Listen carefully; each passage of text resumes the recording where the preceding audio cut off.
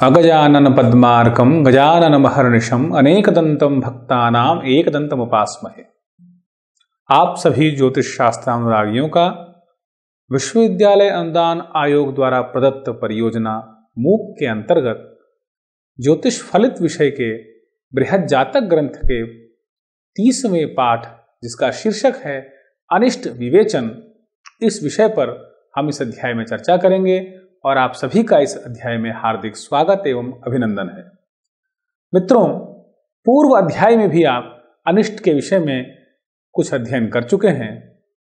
वस्तुतः ज्योतिष शास्त्र काल विधायक शास्त्र है और आप यह जान चुके होंगे कि वराहमिहिर स्वयं कहते हैं, कर्मार्जितम पूर्व भवे सदादि यत्तस्य पंक्ति समभिर्विनक्ति। अर्थात इस स्कंध में पूर्व जन्मों पार्जित शुभाशुभ फलों का विवेचन अत्यंत सूक्ष्मता से किया गया है। वे कर्म शुभ होंगे तो शुभजन्य फलों को उत्पन्न करेंगे, अशुभ होने पर अत्यंत प्रकार की व्याधियों को उत्पन्न करेंगे। अतः हमारे यहाँ फलों का भी वर्गीकरण शुभ और अशुभ कर्म के आधार पर ही दो प्रकार से किया गया है। जिस प्रकार हम फल का वर्गीकरण करते हैं, कर्म का वर्गीकरण करते हैं, उसी प्रकार हमारे यहाँ इष्ट और अनिष्ट का विवेचन किया गया है। आप यह भी जानते होंगे कि द्वादश भाव में हमारे यहाँ जिन प्रमुख भावों की चर्चा की जाती है, उसमें अनिष्ट के अंतर्गत 6वें, 8वें और 12वें भाव की चर्चा की जाती है। यह तीनों भाव हमारे लिए अनिष्ट कारक होते हैं तथा अनिष्ट संबंधी कई योग भी उत्पन्न किए जाते हैं इन भावों के संयोग से। अतः पूर्व प्रकरण को ही आगे बढ़ाते हुए हम इस अध्याय में अनिष्ट का विचार करेंगे। इस अध्याय के अध्ययन का मुख्य उद्देश्य है आप यह जान पाएं कि ज्योतिष शास्त्र में अरिष्ट के कितने भेद हैं। अरिष्ट कई प्रकार के हो सकते हैं। वो बालारिष्ट के रूप में हो सकता है, वो योगारिष्ट के रूप में हो सकता है, वो आंशिक अरिष्ट भी हो सकता है। बालारिष्ट अर्थात बालक के जन्म के 12 वर्षों तक, कुछ आचार्यों के मत में 8 वर्षों तक, कुछ आचार्यों के मत में स्वर शास्त्र के अनुसार तो 24 वर्षों तक अरिष्ट का विचार करना चाहिए। तो अरिष्ट के विभिन्न उद्देश्यों को आधार बना करके इस ग्रंथ में सबसे पहले आप अरिष्ट के विविध भेद, अरिष्ट की सीमाएं, अरिष्ट के विशेष योग आप पढ़ सकते हैं। दूसरा, आप बालारिष्ट के कौन कौन से योग हैं, उन सभी योगों के बारे में आप जान सकते हैं। साथ ही साथ किन किन ग्रहों की कौन कौन सी भूमिका किन किन अरिष्ट में होती है, इसका भी ज्ञान आप कर सकते हैं। साथ ही साथ अरिष्ट का किस ग्रह की दशा के साथ कैसा संबंध है, दशा के अनुसार भी अरिष्ट का अत्यंत महत्वपूर्ण संबंध है, इसका ज्ञान भी आप इसमें कर सकते हैं। एवमेव विभिन्न प्रकार के ग्रह योग जैसे वंशनाशक योग, दंत योग, दंतहीन योग इत्यादि विविध योगों का वर्णन भी आप इसमें पढ़ेंगे। साथ ही साथ अल्पायु योग, अस्थिभंग योग और समसामयिक योगों के साथ भी आप इसका समन्वय कर सकते हैं। मित्रों, वर्तमान समाज में प्रत्येक जातक कुछ न कुछ जिज्ञासाओं को लेकर के किसी ज्योतिर्विद के पास जाता है। अतः अपने अनिष्ट की निवृत्ति और इष्ट की प्राप्ति ही उसका मुख्य लक्ष्य है। अतः अरिष्ट योगों का ज्ञान अत्यंत सूक्ष्मता से एवं अत्यंत गंभीरता से करना चाहिए। आचार्य वराहमिहिर ने अरिष्टाध्याय का प्रणयन इसी उद्देश्य से किया, क्योंकि यह जिज्ञासा आज से ही नहीं, अनादिकाल से मानव के मन में कौतूहल कर रही है। पिछली परंपरा को बढ़ाते हुए हम देखें, पिछले अध्याय में आपने इस अध्याय के अरिष्टाध्याय के 5 श्लोकों का अध्ययन किया। तदनंतर उसी प्रकरण को आगे बढ़ाते हुए हम देखते हैं कि उसी के आगे एक प्रमुख अरिष्ट योग है वंशनाशक ग्रह योग। अर्थात ऐसा योग जिसमें ग्रहों की ऐसी स्थिति हो कि व्यक्ति के वंश की वृद्धि न हो, उसके वंश का नाश हो जाए। यह एक प्रमुख अरिष्ट योग है जिसमें वंश 4 पृथक पृथक योगों का वर्णन आचार्य ने किया है। जिसमें वंशक्षेत्ता योग, आचार्य कहते हैं वंशक्षेत्ता खमद सुख गई चंद्र दैत्यज्य पापई शिल्पी त्रेंशे शशिसुत युते केंद्र संस्थार के दृष्टे दास्याम जातो दितिसुत गुरौ ऋष्भगे सौरि भागे नीचोर केंदोर मदन गतयोर दृष्टयोः सूर्यजेन। इसका अन्वय देखें, अर्थात दशम, सप्तम और चतुर्थ। ख अर्थात दशम, मद अर्थात सप्तम, सुख अर्थात चतुर्थ, गई मतलब गत। अर्थात दशम, सप्तम और चतुर्थ गत चंद्र दैत्यज्य पाप ही। क्रमशः अन्वय करें, चंद्रमा, शुक्र और पापक ग्रहों से यदि ये हमारे तीन भाव दशम, सप्तम और चतुर्थ भाव यदि युक्त हों तो उस जातक को हम कहते हैं, इस जातक के जातक में, कुंडली में वंश विनाशक, वंश क्षेत्रता योग है। त्र्यंशे का आशय दृष्कांश है। त्र्यंशे इत्युक्ते दृष्कान योगे। शशिसुत युते, शशिसुत कहते हैं चंद्रमा को, अर्थात दृष्कान अगर जातक जिस लग्न में जन्म लिया उसका दृष्कान यदि बुध से युक्त हो, शशिसुत युते केंद्र संस्थे, और वह बुध का दृष्कान हो और केंद्र में बुध स्थित हो, आर की दृष्टि और केंद्र स्थित शनि से वह दृष्ट होता हो, जातकः शिल्पी भवति। वो शिल्पी अर्थात कला विशेषज्ञ होता है, शिल्पज्ञ होता है।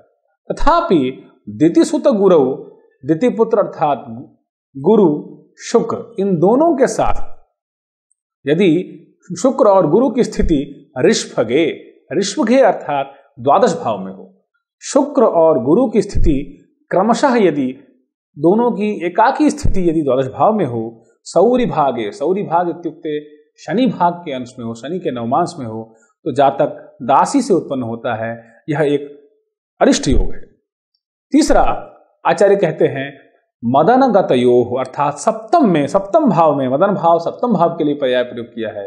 यदि सप्तम भाव में अर्क इंदु, सूर्य चंद्रमा स्थित हों और सूर्य जैन दृष्टयो हो और शनि के द्वारा देखे जाते हों तो यह भी एक अरिष्ट योग है।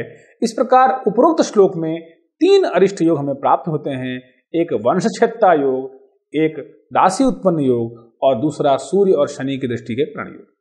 यह श्लोक अनिष्टाध्याय का 6वां श्लोक है और इसके पूर्व के 5 श्लोकों में आपने जो पढ़ा उसमें विभिन्न प्रकार के अरिष्टों का विचरण किया गया है, जिसमें इसमें प्रथम जो योग है वो वंश क्षेत्रता अर्थात वंश विनाशक का है, द्वितीय योग शिल्पी का है, तृतीय योग दास्योत्पन्न का है और चतुर्थ शनि की दृष्टि यदि सूर्य और चंद्रमा पर यदि शनि की दृष्टि है तो यह भी एक अधम योग है। इस प्रकार 4 प्रकार के योग हमारे अरिष्ट योग इस श्लोक में बताए गए। यदि दशम, सप्तम, चतुर्थ भाव में क्रमशः चंद्र, शुक्र और पापक ग्रह हो तो जातक का वंश विनाश होता है, अर्थात वह जातक अपने वंश का विनाशक होता है। और उदाहरण के लिए हमारे यहाँ कहा गया जैसे दुर्योधन है, कंस है इत्यादि जिन वंशों के जिनकी परंपरा के बाद वंश का विनाश हो जाता है, ऐसा अरिष्ट योग आचार्य वराहमिहिर कहते हैं। जन्म काल में जिस राशि के दृष्कान में बुध की स्थिति हो वह राशि यदि केंद्र में स्थित हो और शनि से दृष्ट हो तो वह जातक शिल्पी होता है, वह चित्रकारी करने वाला होता है। अब हम यह सोच सकते हैं कि यह योग भी आचार्य ने अरिष्ट के अंदर क्यों गणित किया। तो चित्रकारी भी इस रूप में कि वह शिल्पज्ञ न होकर के, बहुत अच्छा शिल्पज्ञ न होकर के दर दर भटकता है और वह शिल्पज्ञ कष्ट को ही प्राप्त करता है। इसकी भटोत्पल टीका देखने पर यह प्राप्त होता है कि व्यक्ति अगर शिल्प योग का भी गणना आचार्य वराहमिहिर अनिष्ट योग में कर रहे हैं तो आप ये जान सकते हैं कि वह शिल्प उसके लिए शिल्पकार आजीविका के लिए न होकर के वह शिल्पी निश्चित रूप से भटकता ही रहता है, अर्थात किसी न किसी के पराश्रय होकर के ही उसे अपने शिल्प कला का प्रयोग करना होता है। अतः इसकी गणना भी आचार्य ने अनिष्ट के अंदर ही की है। यदि जन्म काल में शनि के नवमांश में द्वादश भावस्थ शुक्र हो और यदि जातक में ऐसी स्थिति हो तो वह दासी पुत्र होता है, अर्थात किसी सेविका से उत्पन्न होता है। इसका अर्थ यह भी है कि वह परिवार से परित्यक्त होता है, वह माता पिता से त्यक्त होता है। तो इसे भी हमारे यहाँ अनिष्ट योग की श्रेणी में रखा गया है। यदि जन्म काल में शनि से दृष्ट सूर्य और चंद्रमा सप्तम भाव में स्थित हो तो वह जातक नीच कर्म करने वाला होता है। इस प्रकार हम देख सकते हैं कि एक ही योग के अंतर्गत हमारे यहाँ 4 प्रकार के अनिष्ट योगों की चर्चा आचार्य ने की है। उदाहरणार्थ आप जातक को देख सकते हैं। प्रथम जातक में हमारे यहाँ वंशक्षेत्रता योग दिखाया गया है, जहाँ शनि की स्थिति चतुर्थ भाव में है, वह मंगल से युक्त है और चंद्रमा की उस पर दृष्टि है। तो ऐसी स्थिति में किंबा चंद्रमा जो दशम में है वहां भी शनि की दृष्टि है, तो शनि की ये जो विशेष स्थिति है यह वंशक्षेत्रता नामक अनिष्ट योग को उत्पन्न कर रही है। साथ ही साथ जो बाएं भाग में दूसरी कुंडली है उसमें आप देख सकते हैं शुक्र जो है वो हमारी बुध की स्थिति जो है वो मिथुन राशि में है, परंतु शनि की स्थिति और शनि के अशुभ दृष्टिगत के होने के कारण यहाँ पर दासी से उत्पन्न होने का द्वितीय अधम योग बन रहा है। इसी क्रम में यदि हम आगे चलें तो हम देख सकते हैं यहाँ पर नीच पुरुष योग बना। इसी क्रम में हम आगे चलें तो तीसरी कुंडली में शुक्र द्वादश भाव में छठे कन्या राशि का है और इस पर किसी शुभ ग्रह की दृष्टि नहीं है, तो ऐसी स्थिति में यह तीसरा अशुभ योग जिसमें सेविका से उत्पन्न योग अथवा माता पिता से त्यक्त योग, ये तीसरा अरिष्ट योग हमें यहाँ दिखाई देता है। साथ ही चौथे जातक को यदि हम देखते हैं तो चौथे जातक में सूर्य और चंद्रमा की सप्तम स्थिति है तथा साक्षात शनि पर उसकी दृष्टि है, और सूर्य चंद्रमा की स्थिति होने के कारण उस पर सप्तम की दृष्टि होने के कारण भी पूर्वोक्त श्लोक में जो चतुर्थ अरिष्ट योग कहा गया है वो अरिष्ट योग यहाँ घटित होता है। इस प्रकार चार हमारे वंशक्षेत्रता, नीच, दासी से उत्पन्न और एक अनिष्ट योग हमारे यहाँ इस एक श्लोक के द्वारा हम याद कर सकते हैं। वस्तुतः वर्तमान समाज में अनिष्ट योगों का विचार अत्यंत गंभीरता पूर्वक करना चाहिए, क्योंकि कालक्रम से अनिष्ट योगों की व्याख्या और अनिष्ट योगों का प्रतिफल भिन्न भिन्न जातक के आधार पर भिन्न भिन्न प्राप्त होता है।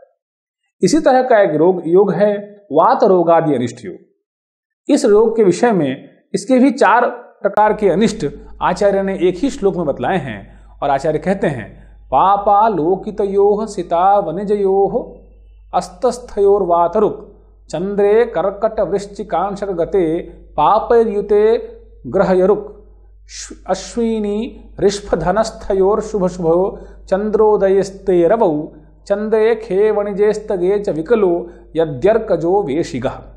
अर्थात पाप और आपोक्लिम अर्थात पापक ग्रहों से दृष्ट सित अवनिजयो हो, सित अर्थात शुक्र, अवनिज अर्थात मंगल, इन दोनों शुक्र और मंगल इन दोनों यदि इन दोनों की स्थिति सप्तम में हो तो व्यक्ति को वात रुक वायु संबंधी रोग होता है।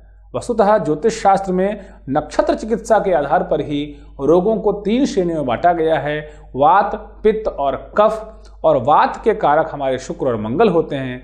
अतः शुक्र और मंगल की अवस्थिति गड़बड़ अवस्थिति के कारण, क्योंकि शरीर में मंगल रक्त का कारक भी होता है, तो मंगल के कारण हमारे यहाँ वात संबंधी रोग, साथ ही साथ पापक ग्रहे युते, पापक ग्रह से युत होने के कारण कर्कट वृश्चिक अंशगते, कर्क और वृश्चिक राशि के नवमांश में होने पर, चंद्रमा के कर्क और वृश्चिक राशि के नवमांश में होने पर व्यक्ति को गुह्य रोग, गुप्त रोग होता है, उसके व्यक्तिगत रोग उसको परेशान करते हैं। इस प्रकार चंद्रमा का कर्क राशि में, वृश्चिक राशि में उसके नवमांश में होना निश्चित रूप से जातक को एक विशेष प्रकार का अरिष्ट रोग योग देता है।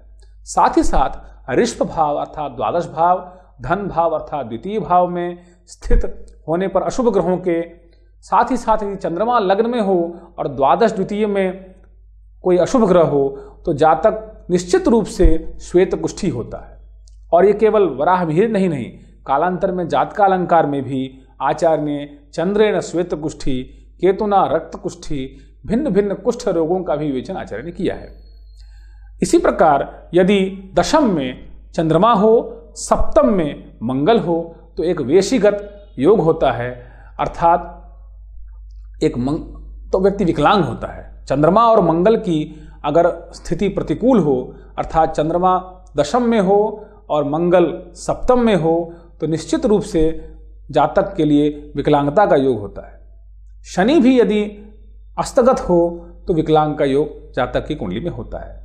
इस प्रकार इस जातक में, इस मूल श्लोक में किस प्रकार के ग्रह योगों में जन्म लेने वाले जातक को किस प्रकार के रोग होते हैं, किस प्रकार के वात रोग होते हैं, कौन से गुप्त रोग होते हैं, कुष्ठ रोग होते हैं, किस अंग में विकलांगता होती है, यह भी विचारणीय है कि जिस ग्रह के कारण विकलांगता प्रभावित हो रही है उस ग्रह के संबंधित अंग में उस जातक का अंग विकल होता है।